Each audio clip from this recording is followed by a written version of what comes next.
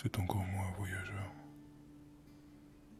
Après avoir rencontré le vieux Lloyd, j'ai poursuivi ma route le long du fleuve, toujours sur les traces de Randall Flagg et sa bande. La chaleur est assez intense. J'ai voyagé pendant quelques jours sous un soleil de plomb. Les nuits sont des instants importants qu'il me faut prendre pour me restaurer, me reposer et surtout permettre à mon cheval, mon fidèle compagnon, de reprendre du poil de la bête, lui qui commence à maigrir, fatigué par la traque. Le soleil tapait extrêmement fort sur ma nuque quand j'ai aperçu la fumée. Pas celle d'un feu de camp bien élevé, non, mais plutôt la traînée capricieuse d'un bois vert qu'on a fait brûler à la va-vite. J'ai décidé de descendre de cheval pour m'approcher à pied. J'estime qu'il est toujours mieux de sentir la terre sous mes bottes quand je m'attends à croiser des inconnus.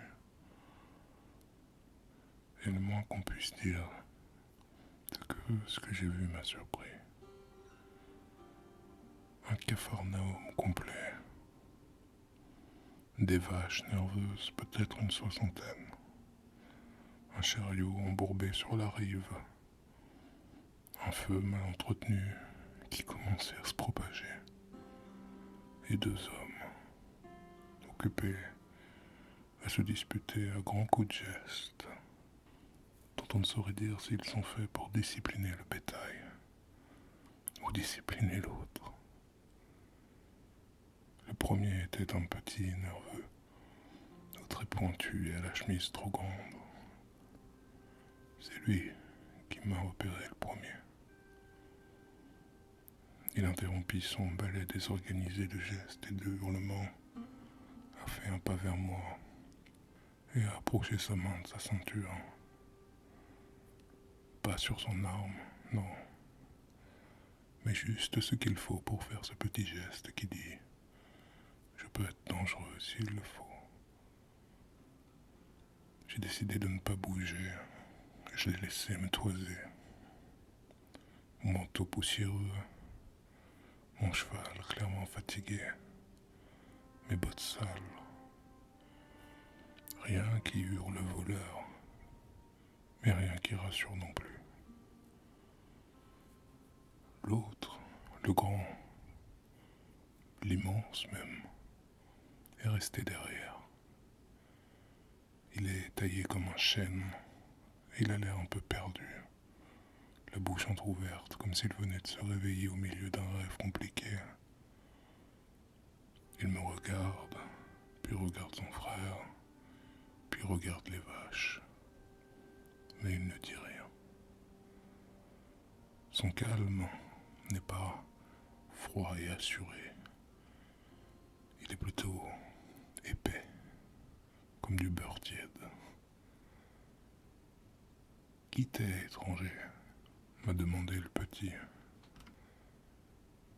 Sa voix était plus claire que je l'imaginais, et avec une intonation de ceux qui parlent aussi vite que leurs pensées pour prendre de court l'adversaire. Je n'ai pas répondu tout de suite. J'ai fait un pas, lentement, j'ai levé la main, paume visible, un geste universel de paix. Je viens de l'Ouest, et je cherche quelqu'un. Je ne fais que passer. Le petit a froncé les sourcils et m'a répondu qu'on était au milieu de rien, et que c'était assez particulier de chercher quelqu'un ici, assez inhabituel.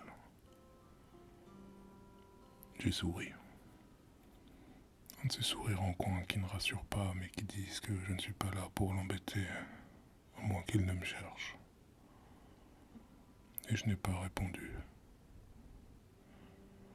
Il m'a demandé où j'allais, et j'ai estimé qu'il y avait des questions qui méritaient le silence. L'autre, le grand, s'est avancé d'un pas. Il tenait une très grosse branche, comme un bâton de berger. Il l'a planté dans la boue, a regardé son frère, puis moi. C'est qui ? Demanda-t-il. Et le petit lui a répondu sans me quitter des yeux. C'est juste quelqu'un qui passe. Peut-être, peut-être pas. Je me suis rapproché encore un peu plus. Pas trop, juste assez pour sentir leur odeur. La sueur, la graisse, le cuir fatigué. Des vrais types du bétail. J'ai vu la fumée au loin, ai-je dit. Et les vaches. Vous tentez de faire traverser le bétail ? Le petit a hoché la tête, les yeux toujours plissés. On essaye, ouais. Mais le courant est trop fort et le sol est trop traître. J'ai regardé le fleuve. Il était large, boueux, avec de ces remous sournois qui ont l'air de rien mais qui aspirent le bétail, avalent les bêtes, trop vite pour qu'on ait le temps de réagir. J'ai fait un pas vers la rive et le grand m'a suivi du regard sans rien dire. Je voyais déjà les traces dans la vase. Quelques bêtes avaient dû déjà tenter le passage, puisque je n'en voyais pas sur l'autre rive. Elles avaient dû glisser. Je peux aider, ai-je dit. Et le petit éclata de rire. Un rire sec, sarcastique. Aider, comme ça, pour rien. J'ai haussé les épaules. Je n'ai pas dit que ce serait pour rien, mais je n'ai rien exigé non plus, c'est vous qui voyez. Il m'a toisé, incertain, et il a fini par me dire « Moi c'est Charlie, lui c'est Ellie, on est les frères Sisters, et toi ?» Je n'ai pas répondu tout de suite. Je n'aime pas donner mon nom trop tôt. Pas quand les gens ne sont pas encore sûrs de savoir s'ils veulent me tirer dessus ou m'offrir un café. Alors j'ai juste dit « Appelle-moi voyageur » ou « Appelle-moi comme tu veux ». Charlie a froncé les sourcils. Il n'avait pas l'air d'aimer ma réponse, mais il a laissé couler. Ellie, lui, m'a souri. Un vrai sourire, un peu simple, un peu triste, comme s'il avait décidé de m'aimer tout de suite sans trop de raison. Charlie a enchaîné. On a 60 têtes de bétail, des bêtes qu'on a élevées depuis veau. Notre père les a confiées avant de casser sa pipe. Faut les passer de l'autre côté, jusqu'à la ferme de Winslow, et vite. Les terres sèches là-bas et on a 3 jours de retard. Si on perd plus de bétail, c'est fini. On vendra même pas de quoi payer celle de mon frère. J'ai hoché la tête. L'enjeu était clair. 3 jours, un troupeau nerveux, un fleuve traître, 2 hommes pas assez pour faire le boulot. Et moi, là, au milieu, moi et ma quête de vengeance. Un inconnu, avec un cheval devenu un peu trop maigre, une veste un peu trop longue. Charlie ne me quittait pas des yeux. Si t'aides, t'as droit à une part. Mais si tu es là pour voler une bête... Il avait laissé sa phrase en suspens. Mais je pouvais lire la suite dans son regard. Il était peut-être petit, bavard et malin. je savais qu'il tuerait sans hésiter pour ce troupeau. Je m'assis sur un tronc couché, j'ai roulé une cigarette, et je sentais les frères me jauger.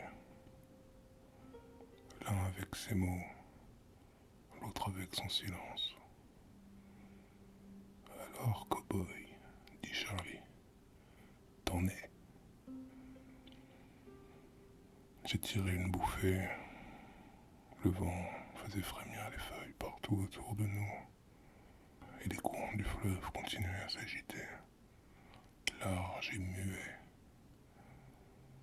Ellie, lui, continuait de sourire. J'en suis. Je ne sais pas pourquoi j'ai décidé de les aider. Ce n'était pas vraiment dans l'optique de faire une bonne action, mais j'imagine que l'idée d'accorder quelques jours de repos à mon cheval n'était pas si mauvaise que ça. Les jours se sont enchaînés, lents et tendus comme une corde trop tendue entre deux poteaux. Le troupeau n'avançait qu'à coups d'efforts, de cris et de patience. On a installé un port de fortune, un guet repéré par Ellie, qui était bien plus vif pour s'occuper des bêtes qu'il ne l'était pour penser ou parler. Il avait un don pour repérer là où le courant bat moins fort et où la vase colle moins. Les bêtes y allaient une à une ou deux par deux selon leur humeur. Certaines rechignaient, d'autres s'élançaient sans réfléchir. À chaque traversée, le même manège. Charlie devant, Ellie à l'arrière, et moi dans l'eau jusqu'aux genoux pour guider les bêtes au milieu du courant. On en passa à peine une quinzaine le premier jour, fatiguée mais vivante, et on en perdit une génisse trop jeune, qui paniqua et tenta de revenir sur ses pas, puis qui glissa et disparut sous les remous. Charlie hurlait tout du long, mais quand on a compris que la génisse ne remonterait plus, il est resté silencieux, lui qui était pourtant toujours si prompt à dire quelque chose. Il nous regarda, Ellie, puis moi. On reprend, il n'y a rien d'autre à faire. Le premier jour s'achevait, la nuit tombait, et on a monté un nouveau feu. Ellie préparait un ragoût, Charlie taillait des piquets pour renforcer l'enclos de fortune, et moi je prenais les tours de garde. Je ne dors plus vraiment, depuis que ma route a croisé celle de Randall. Alors, monter la garde n'était pas une si mauvaise manière d'occuper mes nuits. On était loin de tout, mais le bétail attire toujours les mauvaises âmes, comme disait Charlie. Le deuxième jour, on a accéléré la cadence. 25 bêtes passèrent. 2 hésitèrent, mais Ellie leur parla doucement, toujours avec ce don d'apaiser les animaux. Une voix lente, comme lui, mais aussi chaude, presque mélodieuse. Je regardais faire ce colosse un peu simplet avec ses gestes doux et ses mots simples. Et je me suis dit que ces deux-là formaient un bon duo. Charlie et sa langue affûtée, et Ellie, qui ne réfléchissait sans doute pas assez pour douter de lui-même, et agissait. Au soir du deuxième jour, Charlie commença à se détendre et à parler plus que d'habitude. Il raconta comment leur père avait appris à nager dans ce fleuve, comment il leur avait ensuite enseigné, comment Ellie avait failli se noyer à 6 ans, et comment il l'avait sauvé en criant si fort que même les poissons en avaient eu peur. Ellie à côté sourit, l'air gêné. Il mangeait en silence comme toujours. Alors j'ai raconté mon histoire aussi.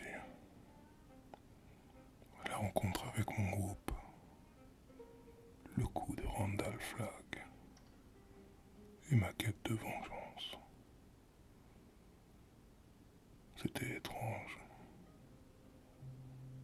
Je m'étais condamné à la solitude. Et pourtant, je commençais à ressentir de l'attachement pour ces deux frères. Comme s'il y avait un peu de place pour qu'on vive ma solitude ensemble. Au troisième matin, le vent avait tourné et le ciel avait changé. Les oiseaux étaient silencieux et je pouvais sentir un goût de fer dans l'air. Je crois que Charlie et moi avons vite compris qu'il s'agissait du genre de matin où le danger rôde sans faire de bruit. Et effectivement, le danger arriva. Ils étaient 6, à cheval, armés, l'air pas commode et les yeux ronds de convoitise. On les avait entendus avant de les voir. Le bruit d'un sabot mal ferré, une voix qui jure dans les arbres. J'ai attrapé ma carabine et je suis grimpé sur un rocher. Charlie était déjà à côté du troupeau, l'arme au poing. Et Ellie, lui, tenait un grand bâton taillé comme une lance dans les mains d'un géant. On n'échangea pas un mot. Le vent parlait pour nous. Un sifflement s'est fait entendre, et les voleurs ont surgi à travers les branchages, comme des loups trop pressés. Le premier tira sans prévenir, et la balle siffla près de mon oreille pour se perdre dans un tronc. J'ai riposté tout de suite. Bam! Un tir propre, en plein torse. L'homme a basculé en arrière, et son cheval a commencé à détaler sans lui. Plus que 5. Les autres ont hurlé et se sont dispersés en continuant d'attaquer. 2 sont allés vers Ellie, en croyant qu'ils tenaient là la faille de notre groupe. Ils ont eu tort. Ellie a projeté sa lance de fortune si fort qu'elle a comme arraché la tête du premier. Puis il en a envoyé un second au sol d'un énorme coup de poing. Charlie, de son côté, se battait comme un diable. Accroupi derrière un rocher, il échangeait des coups de feu avec 2 autres. Il en a descendu un et a commencé à recharger. C'est là que j'ai vu que celui qui avait projeté Ellie au sol se relevait et ramassait son pistolet alors qu'Ellie se ruait vers son frère pour l'aider. Le voleur a ramassé son revolver, a commencé à ajuster Ellie. J'ai crié, j'ai couru et j'ai tiré, les 3 à la fois. Mon premier coup de feu a raté, mais a eu le mérite de lui faire rater aussi. Mon second l'a touché au bras et lui a fait lâcher son revolver sans tirer un deuxième coup également. Alors je suis arrivé sur lui. Je lui ai plongé dessus. Mon revolver a quitté ma main et on s'est retrouvé au sol en se battant dans un tourbillon de poussière. On est arrivé au bord de l'eau et j'ai pris le dessus. On avait de l'eau jusqu'à la taille et j'ai maintenu sa tête, laissant le fleuve faire le reste. Charlie, lui, remporta son duel avec le 4e et le fleuve emporta la vie des mains de celui que je tenais fermement sans un bruit. Élie me regarda, la bouche entr'ouverte. Il ne comprenait pas grand-chose, mais il avait compris que c'est pour lui que j'avais tué cet homme. Il a hoché la tête, une seule fois, lourdement. Merci, m'a-t-il dit. Le combat était fini, et on est resté debout, les armes à la main, au milieu du troupeau agité. Et puis Charlie s'est mis à éclater de rire. Un rire sec, nerveux. On l'a fait, putain. On l'a fait. Et il avait raison. Le troupeau était presque complet, sain et sauf. Quelques bêtes s'étaient éparpillées par-ci par-là dans la confusion. Mais la plupart étaient du bon côté, saines et sauves. Haletantes, mais vivantes, comme nous. Charlie commença à les regrouper, les yeux brillants.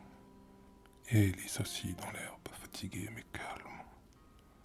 Moi, je me suis adossé à un arbre.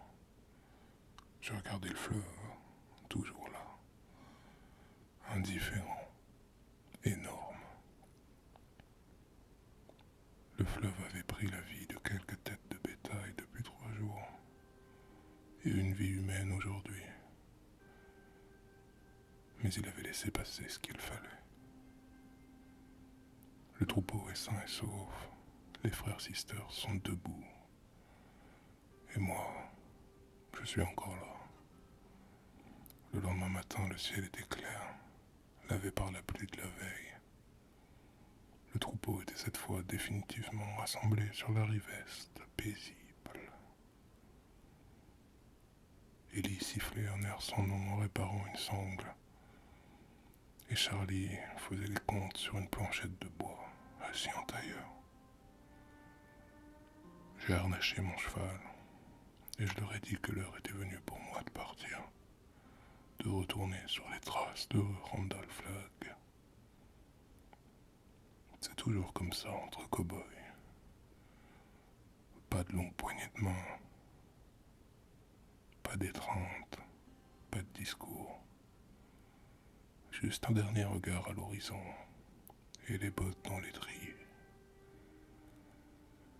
Mais alors que je m'apprêtais à monter mon cheval qui avait repris du poil de la bête, Charlie s'est approché. Il tenait quelque chose dans la main. Un petit bout de papier froissé, une adresse et un numéro griffonnés à la va-vite. La ville de Trenton, bureau du télégraphe. Tu demandes à envoyer un message à l'attention des frères Sisters. Ils sauront nous le faire parvenir. Tu dis seulement où et quand. Et si t'as besoin de nous, on sera là. J'ai pris le papier. Je l'ai regardé longuement.